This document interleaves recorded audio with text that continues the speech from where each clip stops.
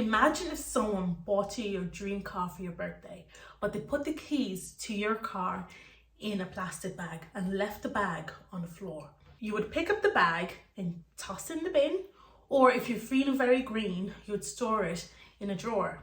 But you wouldn't realize that the keys to your brand new dream car is in the bag. Yikes. But imagine instead the person put the keys to your dream car in a cute little box and tied a ribbon on it and put your name on it. When you find that box, you would most likely excitedly open it up because it has your name on it and find the keys to your brand new car. Oh my God, you would shriek with excitement. The same principle applies to your thumbnails and titles. Thumbnails and titles are the first things people see on YouTube, and they are the deciding factor when it comes to choosing a video to watch. So it is very important that you put in a lot of time and effort into creating a thumbnail that grabs your audience attention and also leads them to watch your video, especially when you're a small YouTuber and not well known yet. Stop putting all your time and effort into filming your videos and editing them, because like I already said in that metaphor, your video could be the most amazing thing since sliced bread, but nobody's gonna know that if your thumbnail and your title doesn't entice them to want to watch the video. During a coaching session with a client, we were going through her competitors' YouTube channels, and we found a channel that had a couple of videos that had elephants on their thumbnails with small text on it. Now, these videos had nothing to do with elephants, and there were at least 4 other videos that had the same picture on it, the same elephant as a thumbnail. If you're one of those people, please stop doing that. Please, just for the love of God, stop it. Okay, you are killing your views on YouTube. Thumbnails are not something that you just go, oh yeah, let's slap this on and put some text on. Like, I have seen a lot of business owners who have YouTube channels do this thing, and it really annoys me. Okay, you don't have to be a graphic designer to have a decent thumbnail. Just put a little bit more effort into it. Don't use the same background, don't use the same picture, because what's going to happen is someone's going to watch that video, if they even watch it, and then you've got 3 or 4 other videos with the same picture. They'll think they've already seen that video, right? You're confusing your viewers. If you have a small budget, then I recommend you invest in a thumbnail designer instead of a video editor. If you're able to just cut out your mistakes, you're fine.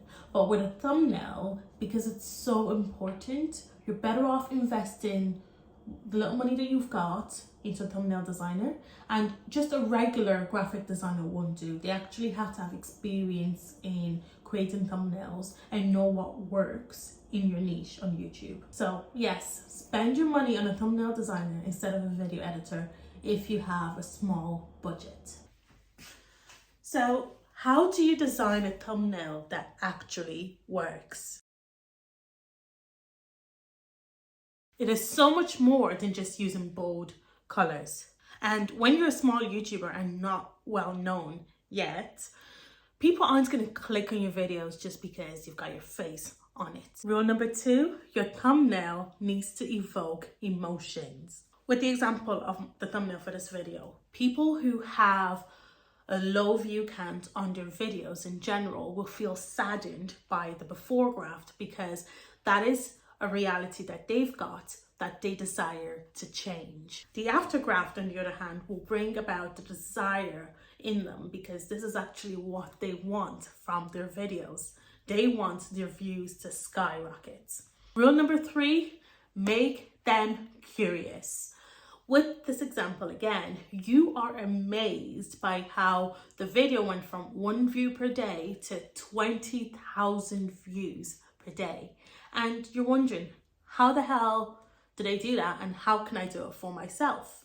Rule number 4, stay in your lane, especially when you are a beginner. If all your competitors are using collages in their thumbnails and it's working for them, don't go too far against the grain in a desperate attempt to stand out, because no one will click it. And that is because the audience of that niche are used to seeing collages.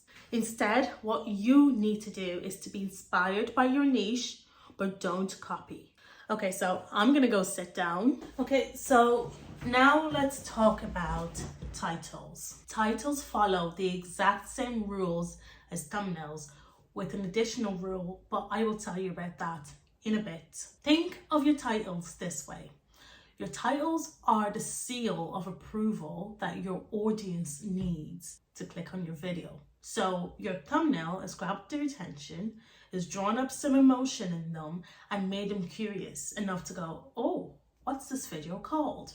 And then they check the title and say, ah, this video is for me. So it is that seal of approval that makes them go, yeah, it's for me, let's watch it. So the title needs to do the exact same thing that the thumbnail is doing. And then on top of that, it needs to speak to your audience as human. So how do you speak to your audience as humans? Well, this is my bonus rule.